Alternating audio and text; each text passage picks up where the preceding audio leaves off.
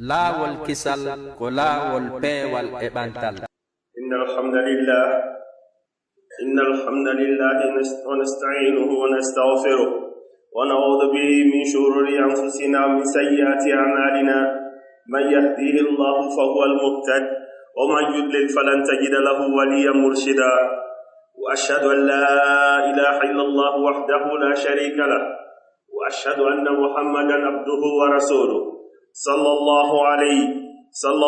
عليه وعلى آله وصحبه ومن اكتفى أثرهم واستنى بسنته إلى يوم الدين. أما بعد، إخواني في الله، أوصيكم ونفسي بتقوى الله عز وجل، فإن من اتقاه نجا ومن عصاه خسر وخاب. انطلاقا من قول الصادق المصدوق صلى الله عليه وسلم الذي لا ينطق عن الهوى إن هو إلا وحي يوحى، فيما رواه عنه مسلم من حديث نعمان بن بشير رضي الله تعالى عنه قال صلى الله عليه وسلم: مثل المؤمنين في توادهم وتراحمهم وتعاطفهم مثل الجسد إذا اشتكى منه عضو تداعى له سائر الجسد بالسحر والحمى. إخواني في الله، انطلاقا من هذا الحديث النبي الشريف، فإن عضوا منا قد اشتكى في بورما. إخواننا روينغا يشتكون ويعانون ويؤدبون ويطردون ويشردون ويقتلون ويقتلون أبناءهم ويستحيون نساءهم ويغتصب نساءهم أمامهم ويحرقون في بيوتهم ويدفنونهم أحياء ويقتلون في البحر والبحر على أيدي حكومة البوذية الظالمة، الحكومة الكفرة الظالمة. يقتلون إخواننا ويعانون بأنواع من العذاب. منعوهم من حقوقهم، منعوهم من حق الجنسية ومن ممارسة أي عمل كان، وحتى حق الزواج يمنعونهم ويقتلونهم ليلا ونهارا ولا يحرك الساكنة، والعالم ساكت. أين الأمم المتحدة؟ أين الدول الكبرى التي تدعي الحضارة والتقدم والمساواة بين الناس والمساواة بين الجنس؟ أين هؤلاء؟ أين المحكمة الدولية؟ أين المنظمات الحقوقية؟ أليس لهؤلاء حق؟ أليس لهم حق؟ أو على الأقل ليس لهم حق ليعيشوا ويحيوا؟ أليس لهم حق الحياة في هذه الدنيا؟ يقتلون ليلا ونهارا ويشردون ويؤدبون ويحرقون ويغتصب نساؤهم، يطردون في بيوتهم ويخرجون من بلادهم ولا يستقبلهم العالم. فأين العالم؟ أين العدل؟ أين المحاكم العالمية؟ أين المنظمات التي تحارب الإرهاب؟ في هذا الشهر الجاري، اليوم 11 من هذا الشهر الجاري، جعل يوم العالمي لمحاربة الإرهاب. دعوني أسأل الغرب: يا أيها الغرب، ما مفهوم الإرهاب عندكم؟ ما معنى الإرهاب في قواميسكم؟ نحن نسمع عن الإرهاب من قواميس الإعلام الغرب. إذا أطلق الإرهاب فإنه ما ينصرف إلى مسلم يقتل أو من ينتسب إلى الإسلام والإسلام منه بريء براءة الذئب من دم يوسف. وإذا قتل غير مسلم واحد أو حيوان في غابة تقوم العالم بأظافيرها ولا تقعد، وتكاد تقيم الساعة علينا. وإذا قتل وشرد وغضب أمة مسلمة برمتها قضية تحت النظر. فأين العدل؟ هذا العدل التي تدعيه الغرب، التي يدعو إليه الدول الكبرى، أليس لإخواننا المسلمين في بورما حق؟ كلنا نسمع ونشهد يقتلون ويؤدبون ويطردون، فالعالم ساكت لا يحرك الساكنة. يتي الله سبحانه وتعالى وهاني لا يتيرين en faabinori mo en insinike ka makko e boneji meɗen ɗin en seeditike wonde makko kalama o fewni fewata, kalama o fewnaali fewata. En seeditike en yanani wonde ma reweteɗo o ala e ore gonga si wona kanko tun. E Muhammad sallallahu alayhi wa sallam ko jeyaɗo makko, ko nelaɗo makko, o suɓorimo gonga, o nenirimo gonga, o yettini gonga, o timmini gonga. En toriki Allahu subhanahu wa ta'ala o dumin kisse makko e hoore makko e dendanangal sahabaɓe makko ɓe e ɓengure makko nden e kala on jokkuɗo laawol makko hannyande darngal ngal dari. Musidɓe julɓe tedduɓe, mi yamiri hoore am e wonkiji moɗon yen huɗu Allahu subhanahu wa ta'ala. Kala huluɗo Allah o daɗay, kala huluɗo Allah o malay, kala o yedduɗo Allah o najay, kala o yedduɗo Allah si o tuubani hara o perdi. Immorde e maakum nelaɗo men sallallahu alayhi wa sallam, on mo tawata o maakata e beleede, on mo tawata kala ko o wooli ko non wonirta, on mo tawata ko o wolata kon fof ko gonga. On wondannoɗo sahabajo makko goya o windu kala ko yalti ka hunduko maɓɓe, ka kara maɓɓe tedduko, wondema yaltata ton nden siko woni sama kala. Alladi la yantiqu anil hawa in huwa illa wahyun yuha. O wi e hadis makko selluɗo, miɗo faalaya en aru, miɗo faalaya o luɓan ɓerde moɗon ɗen, miɗo faalaya on hentinnenan ɓerde moɗon ɗen aɗo nanirɗi moɗon ɗin. Fiya en fubbo e o hadith nelaɗo sallallahu alayhi wa sallam mawnuɗo ɗo. Fiya en faamu o hadith nelaɗo sallallahu alayhi wa sallam. Fiya en firu o hadith nelaɗo sallallahu alayhi wa sallam. Fiya en sowu o hadith nelaɗo sallallahu alayhi wa sallam. Fiya en heɓu iman e o hadith nelaɗo sallallahu alayhi wa sallam. Haranayi en firlo tun wasitayi ko kongol wonangol firlede tun. Haranayi yewtugol tun wasitayi ko tinnol wona tinnindede. Ko en yewtugol fiya en faamu e muɗum, ko en yewtugol fiya en ƴettu iman e muɗum, ko en yewtugol fiya en faamu en janggo e muɗum. Nelaɗo meɗen sallallahu alayhi wa sallam ɓe maaki hadith maɓɓe tedduɗo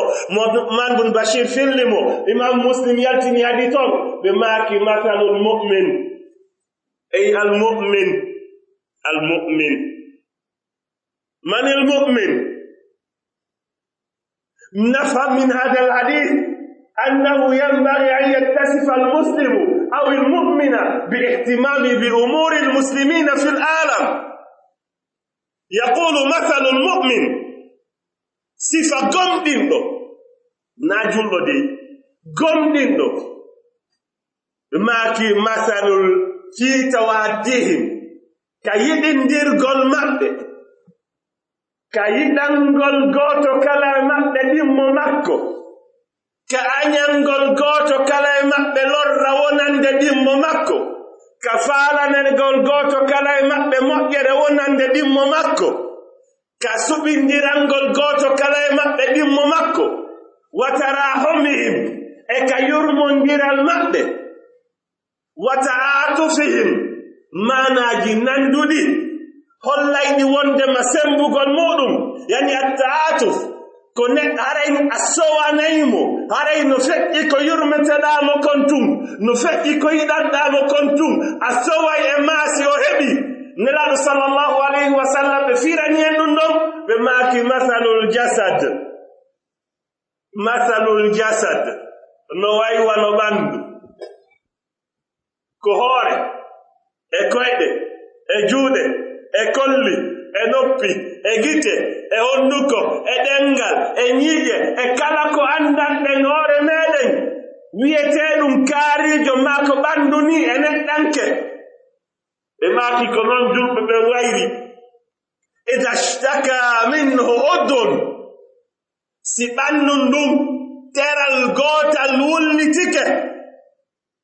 tadaa lahu sairul jasad tere heddiɗe ɗen fof ɓanndu heddunnu fof wullanayi sowanayi muusay ɗum wullitoto ɗum konko on heɓi ka hiirugol jemma on fof angal ɗanagol siko ɗum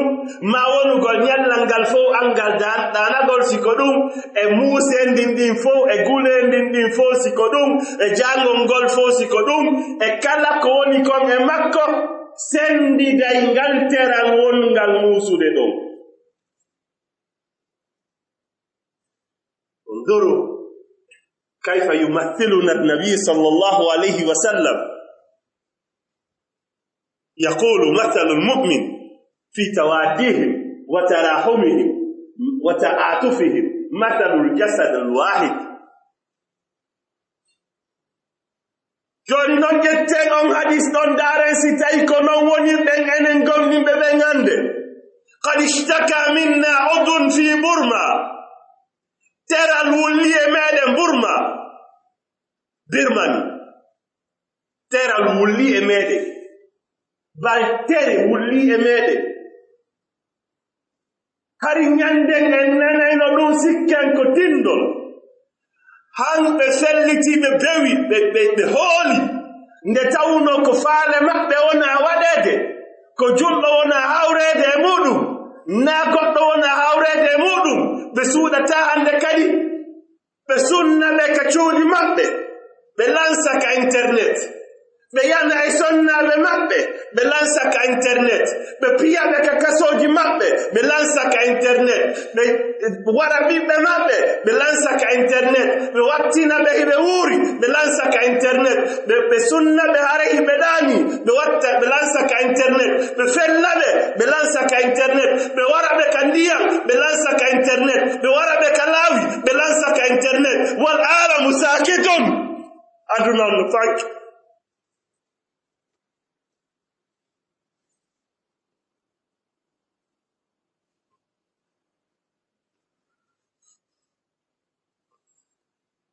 koto wolata konto Nations Unies woni konto Organisation des droits de l'homme ji woni le 11 nous lewru ɗo waɗama journée mondiale contre terrorisme wallitelal landode Occident ko honɗum woni terroriste ka moɗon sabuna on sansi o mana on waylitingol kongol on junniti mana terroriste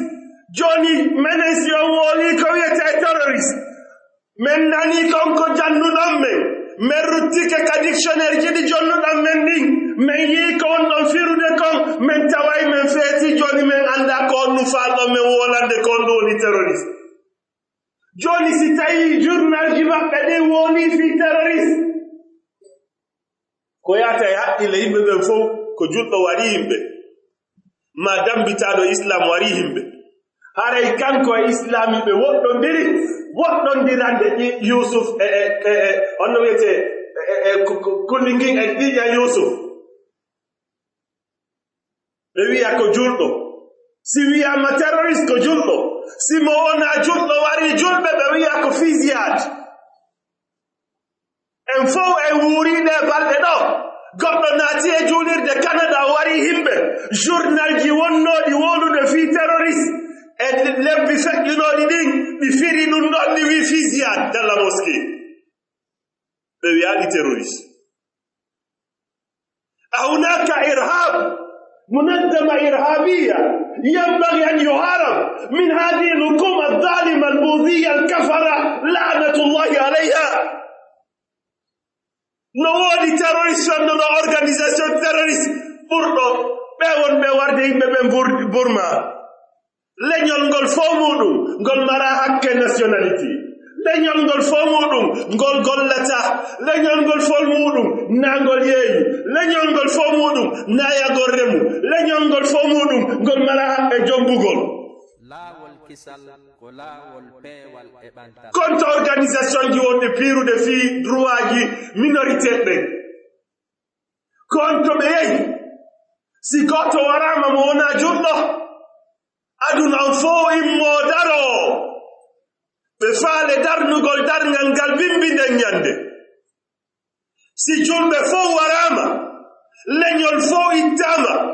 ɓaytugi ɓe dambite l'islam Nations Unies nodday conseil ji fi darugol ko onno waɗete qadiyatun tahta an-nazar fama dhanbu haula'i hal sa'alta nafsak ayyuha al-mu'min ma dhanbu akhik aw ma dhanbu akhuk alladhi yuqtal wa yusharrad wa yutrad fi burma ta'ala ma'i aqulu laka dhanbuhu annahu qala la ilaha illa Allah wa anna muhammadar rasulullah وما نقموا منهم إلا أن يؤمنوا بالله العزيز الحميد فصبرا صبرا يا أهل برما فصبرا إن شاء الله إن موعدكم الجنة أما أعداءكم وأعداء الله اسمعوا ما قال الله سبحانه وتعالى عنهم إن الذين فتنوا المؤمنين والمؤمنات ثم لم يتوبوا فلهم عذاب جهنم ولهم عذاب الحريق إخواني في الله هذا هو حال إخوانكم ليلا ونهارا تحت الشمس والمطر لا يجدون حتى لقمة عيشهم ومع ذلك يقتلونهم أباحت الحكومة الظالمة قتلهم هل سألت نفسك هل أحزنت مع هؤلاء هل شاركتهم في غضنهم هل تعلمت معهم هل شاركتهم في ألمهم هل سألت نفسك هذه الأمور تمر بنا ونسمعها ونراها فلا يحركنا ولا نستشعره في أنفسنا ترى المسلمين يجلسون ويقومون ولا يتحدثون عن هذه الحادثة ولو كان غيرها وبثها الغرب في إذاعاتهم لجعلناه فاكهة مجالسنا لا نقعد ولا ننام ولا نجلس ولا نقوم إلا نتحدث بها سيب من وارد هبه سنة هبه واتينه de be wuri rewbe mabbe no yanede mudu yeso mabbe be wonata nationalité be marana hakkewo gol nationalité naya be yeyi naya be remu naya be gollu hunde laamu nguwi warugol be no dagi hay waawugol wolugol dum hakkundeji meden duwano dembe toroden Allah yalla wallube sowen suno mabbe sowen musende mabbe sendiden e mabbe ka du'aji mabbe e ka tampere mabbe en ala wadude dum no fekkide wasitayna goddum woni wadde lawdo si tawno ko goddum go ko tawata oxydant on no faala ya fimu wode be lansi fimudum be yirbi fimudum be borni dum cionci mabbe be wawi codirde dum din en jodotako en immotako en walotako sina dum wode te fimu. يقول صلى الله عليه وسلم مثل المؤمن في تواضعه وتراحمه وتعاطفه هل سألت نفسك ما نصيبك في هذا الحديث الذي كان كونو ودايو حديث نو كونو كولو داي مودو هبه ورede bimbe kikide المنظمات الحقوقية ساقطة وهي تفوق وتتلفظ وترتفع صوتها صوت النفاق والمكر وقد مكروا مكرهم وعند الله مكرهم وإن كان مكرهم لتزول منه الجبال والله إن الله لناصر دينه ولناصر عباده والله سيفرج الله عن هؤلاء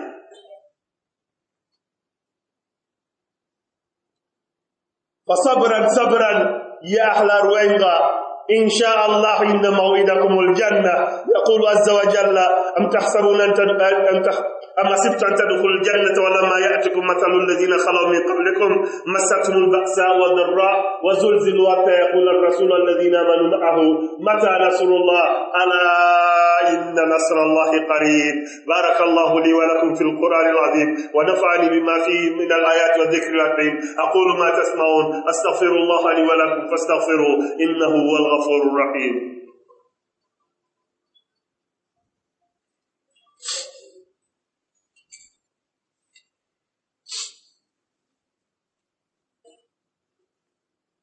الحمد لله وكفى، والصلاة والسلام على نبيه المصطفى، ولا عدوان إلا على الظالمين والعاقبة للمتقين. أما بعد، أيها المسلمون، فهذا بعد ما يصبح ويمسي فيه إخوانكم في بورما من الإهانة والتعذيب على عيد البوذية الكفرة الظالمة. فهل سألت نفسك يوما هل شاركتهم في أحزانهم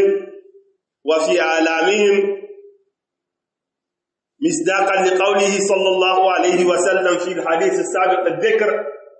مثل المؤمن في توادهم وتراحمهم وتعاطفهم مثل الجسد إذا اشتكى منه عضو تداعى له سائر الجسد. أيها المؤمن المصدق للنبي صلى الله عليه وسلم، قد علمت أيها المسلم وأيها المؤمن المصدق لرسوله صلى الله عليه وسلم أنه حاليا يشتكي منك عضو في بورما. على الأقل شاركه في شكواه في أمور التالية: أولا في حضنه اجعل نفسك كأنك محزون. ثانيا في الدعاء والتضرع إلى الله سبحانه وتعالى، فعليك بباب الله سبحانه وتعالى في جوف الليل، وأن لا تقوم إلا لعبادته سبحانه وتعالى بقيام الليل والاستغفار والدعاء لإخوانك المظلومين في أنحاء العالم على صفة العموم، وفي بورما على صفة الخصوص. ثالثا شاركهم، ساندهم في نشر أخبارهم بين المسلمين، واطلب منهم الدعاء لهم وتضرع إلى الله لهم. اسأل الله سبحانه وتعالى لهم أن يفرج عنهم. نقول لهم: عليكم بكتاب الله عز وجل، فإنه مليء بقصص الذين أذبوا من قبلكم بسبب إيمانهم بربهم سبحانه وتعالى. وما قصة إبراهيم عنكم ببعيد، فهو خليل الله ألقي في النار فقال الله للنار: يا نار كوني بردا وسلاما على إبراهيم. يا أيها الله، يا الله اجعل النار على هؤلاء كما جعلته على خليلك إبراهيم نورا سلاما وبردا عليهم يا الله. وما قصة أصحاب الأخدود عنكم ببعيد، ولا قصة مؤمن آل فرعون عنكم ببعيد، ولا قصة نبيكم صلى الله عليه وسلم مع أصحابه عنكم ببعيد. أدبوا وأوسروا وطردوا وأخرجوا من مكة، وما ذلك إلا لسبب إيمانهم بالله رب العالمين. اللهم عليك بأعدائهم. وأخيرا تذكر نعمة الله عليك أيها المسلم، أنت في بلد تعبد الله كما تريد، لا تؤدب لأجل دينك، ولا تشرد أو تشرد ولا تترد، وتعبد الله كما تريد. اسأل الله سبحانه وتعالى أن يديم عليك هذه النعمة، وأن يجعلها لغيرك، لك ولغيرك من المسلمين في أنحاء العالم. إن يتي الله سبحانه وتعالى نو هانيرانو يتيرede en sediti ke kadi no hanirano seditanede wonde makko kanko toni bajjo senido hanado rewe nelado makko sallallahu alaihi wasallam ko subado makko jeado makko nelado makko en torike mo yaw dumi kisiye makko ngewre makko ande wonde ma battanne den ko hulobe Allah be wodani yabe munye yo sibbe ame munye jogite deftere Allah nden e juude modon andite qissaji Allah no jantani on tonde fi yimɓe lettaaɓe adomoɗon ad sabu imanu maɓɓe andite annabi Ibrahim ulqiya fi nnar o bugaaka an yite sabu imanu makko kono ɗum faametende ɗum khalilullah suɓaaɗo giɗo Allah Allah acci o bugaaka yite sabu imanu makko Allah a ñaaɓe wonaaɓe sunneede burma en torike mo ya waɗanɓe yiite ngenno waɗiranno noon annabi Ibrahim o fitina heddiɓe ɓe sikka hiɓe sumude ɓe nana ko ɓe sonkata kon ɓe sikka hiɓe haccude haray Allah no andi ko weltare ɓe woni e muɗum en torike Allah yalla waɗanɓe sunon maɓɓe on ɗon ɗen aljanna ya Allah waɗunge yiite wonande ɓen wonɓe lettude ɓe ashabul ukhdud ɗen andi fi maɓɓe hiɗon andi fi maɓɓe onon siɓɓe amen jogiteɓe eɗen andi ko ɓe waɗano ko yimɓe gomninoɓen ka firawna eɗen andi ko ɓe waɗano ko nelaɗo moɗon sallallahu alayhi wa sallam e sahabaɓe makko ɓen iɗe andi ko ɓe waɗano ko ɓe raɗa ɓe haɗiti yeeyikolɓe ɓe yeeyetake ɓe soodantake ɓe okkottake ɓe ko ɓe ñaama ɓe waɗi ɓe embargo ɓe wari lowɓe maɓɓe ko ɓe lettiɓe ɓe haalani ɓen wonanoɓe waɗede ɗum ɓe wi sabran ala yasir fa inna maw'idakumul janna fa sabran ya ahla rohingya inshallah fa inna maw'idakumul janna cone andi landiten hoore meɗen yalli en heɓi sunno ko ɓe woni heɓude ko yalli en heɓi musende ko ɓe woni heɓude ko yalli en heɓi tampende ko ɓe woni heɓude ko yalli en sowi wonde masiɓɓe meɗen no lettede nokkugo yaɗum muusu en si tawi woni ɗum woniri noon eyino piiji seeɗaji ɗi walli tortoɗaɓe wonane moƴƴere kadi ka allahu subhanahu wa taala nafitoroɗa kadi ka allahu subhanahu wa taala aran ɗum sendudu e maɓɓe suno maɓɓe ngo sendodo e maɓɓe suno maɓɓe ngon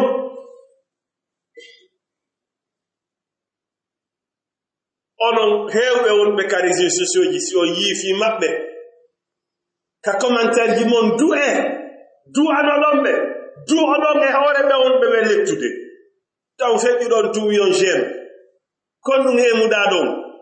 ko wona lettede kon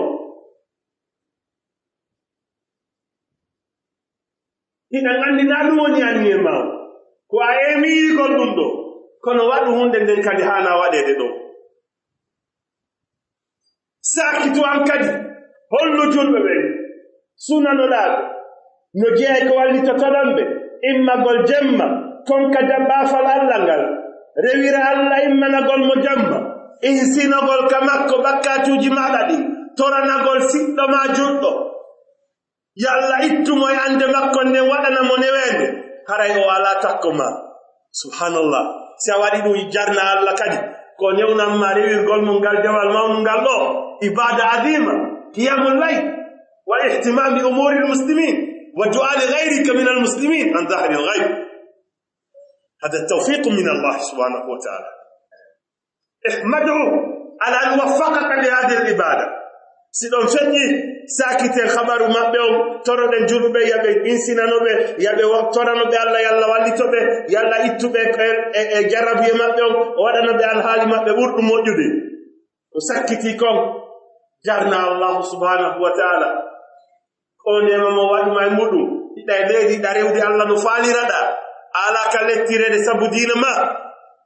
ala ka reɗede sabu diina ma ala ka fiyede sabu diina ma toroɗama Allah subhanahu wa ta'ala dumi onema kaleji ma e ɓuttu e tabital kaleji ma o okkore ma e woɓɓe goo siɓa sifa ɗum noon laabi boyi wawa rewgol Allah e hoore ɓuttu e hoore newende ibadallah اعلم أن الله سبحانه وتعالى قد أمركم بشأن عظيم فبدأ بنفسه وثنى بالملائكة ثم ثلث بالمؤمنين ألا وهي الصلاة والسلام على رسوله المصطفى فقال في محكم تنزيله إن الله وملائكته يصلون على النبي يا أيها الذين آمنوا صلوا عليه وسلموا تسليما اللهم صل وسلم وبارك على عبدك ونبيك محمد صلى الله عليه وسلم والخلفاء الراشدين أبي بكر وعمر وعثمان وعلي وعن سائر الصحابة أجمعين وعنا معهم برحمتك يا أرحم الراحمين.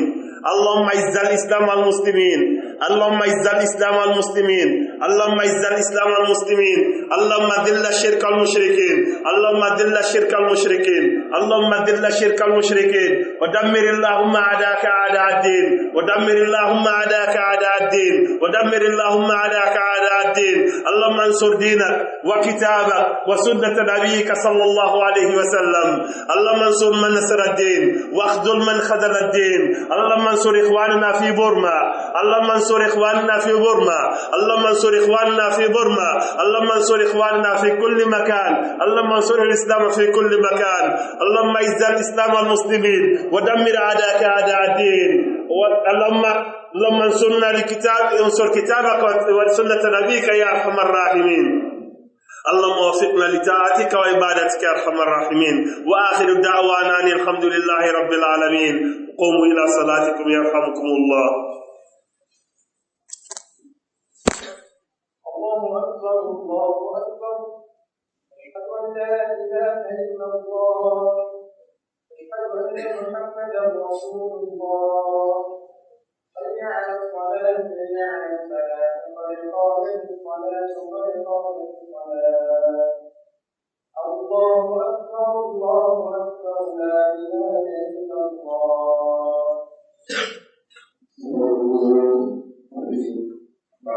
لا والكسل ولا والبي والإبندل. صلاة والسلام على رسول الله. وقال الله نيو سكاي بقول جولو دني وفعل نوات هيدا في تقطع تأيتو وكوين كوينو ما نتلفو سكاي يونا هيدا ركو سلة كونفيون كل هيدا وندى شاخص وندى تاتا نوداري ما نماري واي ويبدي دودي بامو سابكو توبي كونسيد أري نوداري si goɗɗum si nange ma torsama e muɗum ni aray ɗoɗi muɗum yaltita ɓawo na hunde helɗude ha wono boggo arawol ni ma téléphone ni ma tors ni ɗum ɗo yonata ya taware no towiti seeɗa e ko ɗum ɗo wata seddugol fi kawrugol heydani joni noon ko lekkol ko na waɗanede ma ɗum ɗo kon ɗum haray no gasa wona waɗiranede ko fi ɓawo jon kadi ma faalaɗo taƴitude on si o yii ɗum ɗon ya wawandugol yondema oɗon no falaka goɗɗo feƴƴi yeeso makko o rewirira nokku goo nayi o taƴitu yeeso makko ɗum ɗon haɗata haɗande ko nelaɗo sallah sallam haɗi kon fi neɗɗanke on juulugol e ɓaawo heeɗande ma taƴitugol yeeso juulowo mo rewi yeeso ɗum ɗon tawi paso taƴiti yeeso ɗum ɗon ara goɗɗo no juulude ara taƴi yetti yeeso juulowo ɗum ɗon yonata wongol heeɗande kala no sakiti no waɗede ɗuɗum wonde ayi neɗɗo wonɓe janngude ɓen a yeeɓe wadde mais ɗum ɗon on wawata sellugol ka sunna ma ka hadis ji arde ɗen fi muɗum e tindinande kono no wonirno wawata hollugol ɗum ɗon wallahu taala ala wa alam.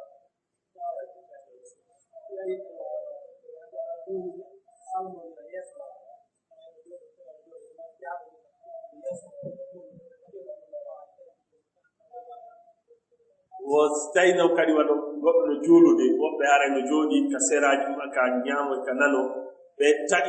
taƴina ni goɗɗum hakkunde yeeso makko ara mo juulude ɓe feƴƴina téléphone ma ɓe hiwrodira est ce que ɗum ɗon hara hino jeeya e taƴitugol yeeso makko la ɗum ɗon hara jeeyaka e taƴitugol yeeso makko kono no jeeya e ko haɗago kadi sowolingol juulo ne laɗo sallllahu alayhi wa sallam yande ko ɓe arno ɓe juulude temma e tapiu ari tapiu ko ɗo mari esen mum ni ɓe maaki ɓaɓe gayni ɓe saɗɗe juuɗe heña ɓe salmini ɓe yamiri yakko yaltide naɓe gokkugo adde ɓe maaki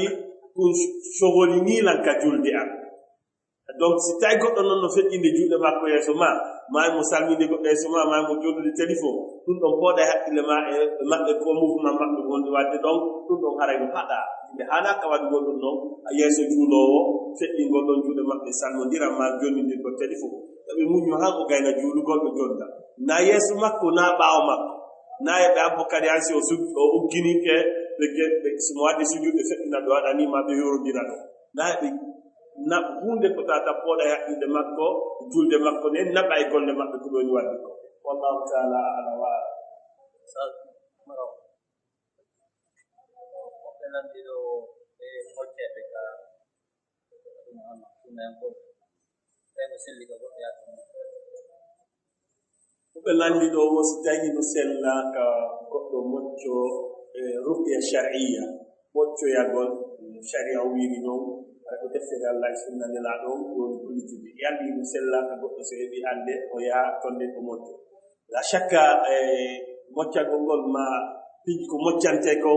goonga ɗon miɗen andi ɗum tabiti sunna kadi no holli fii moccitagol neɗɗanke o so heɓi ɗi sattedeji ma o ɗi ɗe nawnaji ɗo moccitagol no sunna no ɗumanni amma noon joni si tawi on tigi wawata wadde yawgol ka neɗɗo goo mo tawi no wawi wadde ɗum noon haray on waɗanamo si tawi ɗum ɗon hino sella naam jomiraɓe kadi mbino sellini ɗum ɗon woni haray ɓe mari chorutuji e dawamituji ko ɓe wiyata ko moccowo on no hani wonugol ni mo hani rentagol mo hani waɗgol ni no e ɗiɗo piiji mo hani wattagol yillata cheytanuji ɗin ɗiɗi jumo e haalaji ko ɓe wolata ko han ko sikka joni ko kanko woni wadde ɗin ɗon ko goɗɗum gon ko masala gon ko sino sella yawgol gol tonde moccito mi yaadi ella e ɗum ɗo yawgol ton moccito wallahu taala alam bal bano madina ni kamɓe mene men jangga e ɗum tonne neɗɗo goo no tonne kamɓe ko wiyeteno ɗo cheikh abdousalam baali wahid abdousalam baali cheikh wahid abdousalam baali mi yahino ka makko tonne tawi goɗɗo no nawni mi naɗino ka makko tonne ko madina ɗonne woni ko maruf machhour kamɓe koɓe bikkanino tonne andaɓe ɓe moccay hay si tawi ɓe waɗani ɗum ɗon golle maɓɓe kamɓe kono ɓe moccay wallahu taala ala wa ala stay not nokka defte yeto defte jangi ko yeto goɗɗo landi o si goɗɗo yeehi ka defte maktaba ka defte yeeyete o ƴetti ɗon deftere o tiimi o jannginde est ce que hara yino sella si tawi hara yimo mari o landike joomaggal defte ɗen gonɗo yeeyi ɗe o iɗan faala jooɗaade ɗo min gollitira deftere ma ni seeɗa o ndewnanimo hino sella kaw jannga fiyolnugimo haani landago ɗon ɗo gonɗo ndewnanamo sabu na fontugol defte ɗen ma ɗuma battina e ɗeri ɗi ko goɗɗo woni yeeyiɗi landoɗamo kono si o newni a jangi a naɓay kandal ngal on a naɓude acca asɗum wontonde ella haray ala e mum sikki ɗo happi tango kaare wona sonnaji joni to hoore makko joni satta hata joni ɗon ko joni joni hoore andu yo ɓaawo mum kanko goɗɗo goo haldi yo wosi sonnajo tortike haa yaw jonnite haa gorko on jonnitimo o andu e noon o haldi ɗum e goɗɗo wondema ni oɗa simi seydi a jombayɗa yalli sino sella o question gonɗode ɗo faala on landitaade kadi ko yalli si cergal ngal woni cergal e si tawi ɓeeɗa haldi ɗuɓɓe si ɓe jombodiroy selloya e dewgal maɓɓe ngal ko question yimɓe woni nden amma cergal ngal ɗum ɗon on no harmi amma si an fanno no daɗi sedi yani woni cergal amma noon haldigal maɓɓe ngal ɗum ko harmi ko ɓe waɗi ko no harmi joni noon si tawi ɓe haaldidoyi ka edda joni ka edda ɓe haaldidi e nder ɗum ɓe jombodiroy jomiraɓe gande goo wi'i ko yaɓe sennindire na yaɓe tummodir hande kadi jazahullah hayran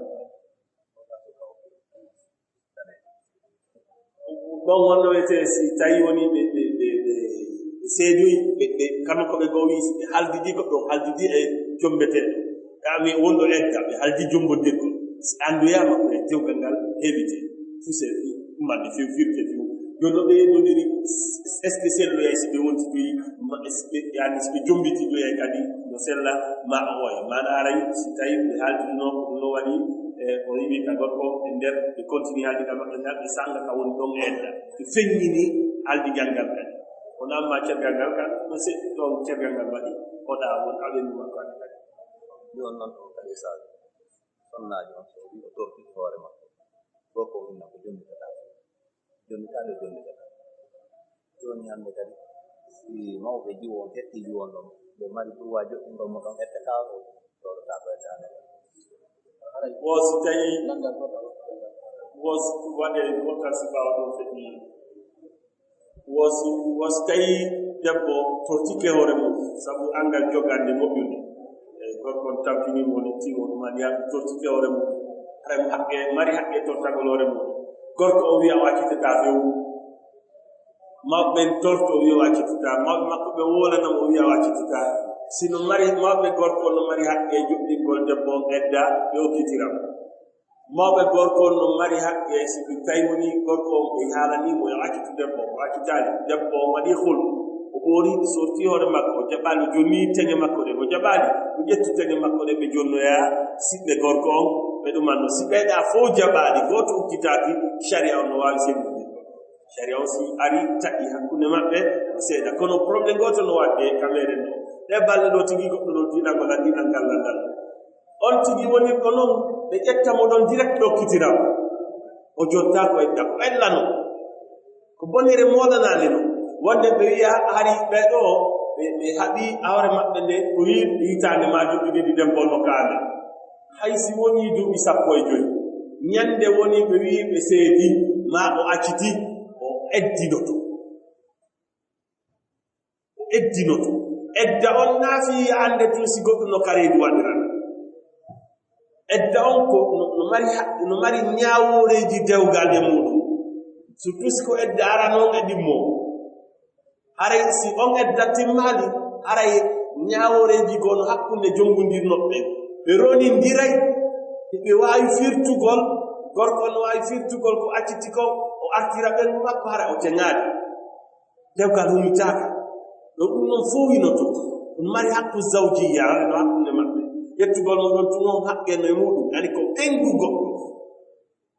wonaa ɗo wonɗo e edda goɗɗo yani ko edda goɗɗo o woni o wata wonɗo e edda goɗɗo okkitirtaake goɗɗo wonɗo edda goɗɗo okkitirtaake goɗɗo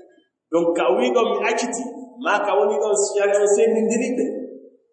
o naatama edda goɗɗo on gorko accituɗo ma on gorko mo ɓe accitti sellata ka ɓe yettamo ɗo kamo goɗɗo go wigol o woni ɗo hitande ma ɗiɗi mi wala ka ɗo la sellata ka ɓeedi na anan question sattuto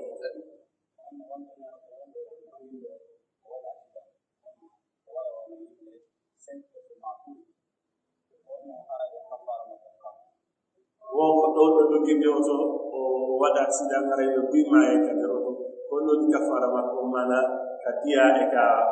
horugo ka diya ɓe nanndi ɓen ɗo fof ndu mari diya sina hara ɓe okko siɓɓe makko ɓe maɓɓe okki ka horugol kadi nende ko kanko kangel landama sifangal landal tawdeya wiɗo faala ƴetta koɓe jaabi ko direct wolana docteur madouri hafidahullahu taala ɓe wii ka lasli imo marani ɓe fof kafara ani mo marani ɓe fof horu ka lasli kono daarugol jam jomiraɓe kande bo wii ɓay ɗum ɗon sattanay wonki makko imo waawi horan horu haɓɓe fof maawi waɗanɓe holɓe lebbi ɗiɗi ɗi ina noon ɓaawa ɗon horugol akol moƴƴereeji e rewgol allah e mbaɗagol allah e tuubugol e ruttagol ka allah ɗiran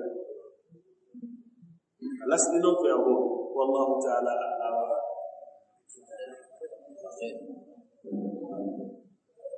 laawol kisal ko laawol peewal e ɓantal